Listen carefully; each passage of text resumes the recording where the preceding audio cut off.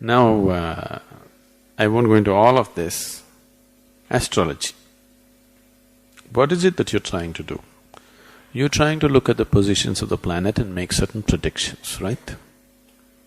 I want you to understand, most of the time, people who make good predictions are people who, tell you about the past very clearly, or some people tell you tomorrow what's going to happen very clearly. They're not doing it looking at the planets, they're doing it looking at you. A certain intuitiveness is there in a certain person, he says. Instead of teaching this yoga, if I sit in Chennai and just predict people's future, I will tell you in the next 10 years exactly what will happen in your life.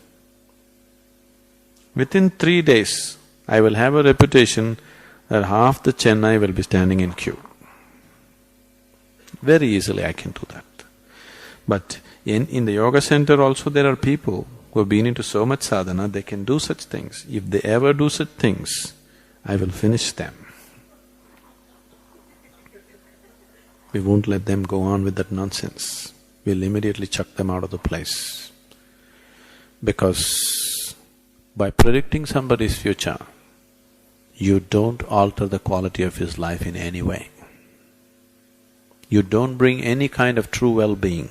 It is just, you're getting him into more and more ignorance, isn't it?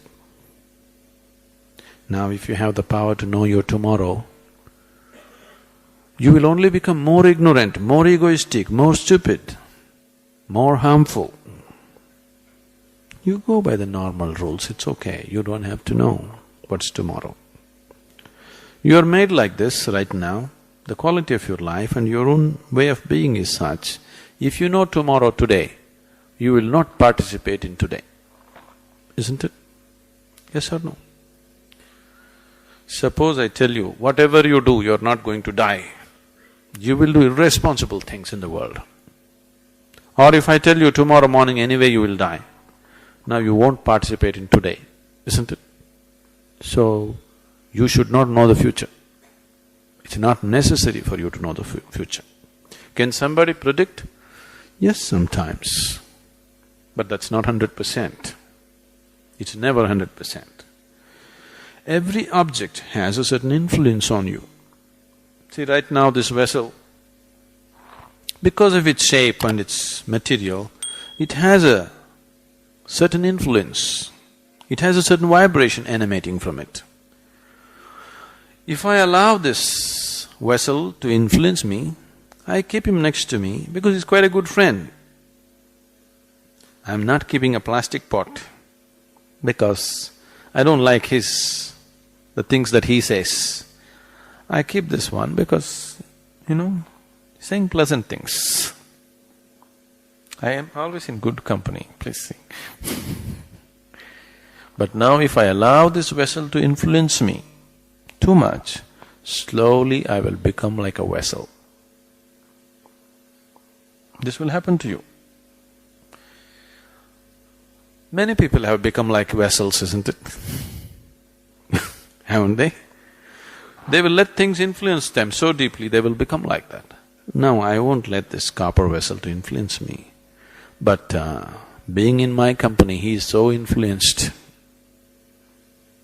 You will see, you take another copper vessel, you give me anything. Right now you give me any object. Just give it to me for 20 seconds. I'll hold it in my hand and give it back to you. It will be different. If you're sensitive, you can feel it is distinctly different. So, the question is just this, will you allow objects to influence you or will you influence the objects? Something else. The planets definitely are large objects, so they have certain vibrations, they have some influences on everything around them. If they're close to this planet, yes. Do you know, on Paurnami and Amavasya days, full moon day and new moon day days, people who are little mentally disturbed or imbalanced become much more imbalanced. Yes? Even the ocean is going crazy, isn't it? Do you all go crazy? Twice a month? Some of you are not saying anything.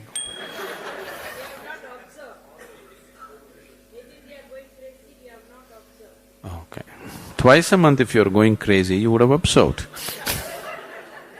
Anyway, please ask your family, they will tell you. Now, compared to that person who has an imbalanced mind, you are much more stable, much more established.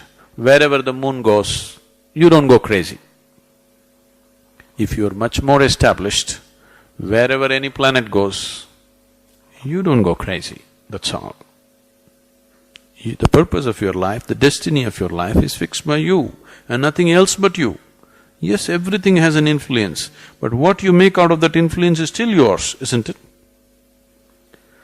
But if you're going to be pushed around by inanimate objects, yes, you can be pushed around. To that extent it is true. I am saying, when the divine is functioning within you, when the creator is functioning within you, why are you allowing inanimate things to influence your life? If you allow this dimension to flower in you, you will see life happens fantastic. Let the stars go anywhere, let the planets go anywhere, you will go only where you want to go. You want to go where you want to go? Or you want to be pushed around by inanimate objects? You must decide that. Now, they're writing it in horoscope and giving it you how you're going to live.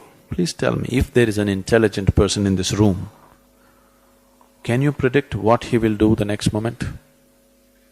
He may do something that nobody has ever done, isn't it? If there is a fool here, if you look at him, you can say, okay, this is how you will live. If they have to write it on paper and give you that this is the way you will live, what to do? That means you're refusing to use your intelligence, isn't it?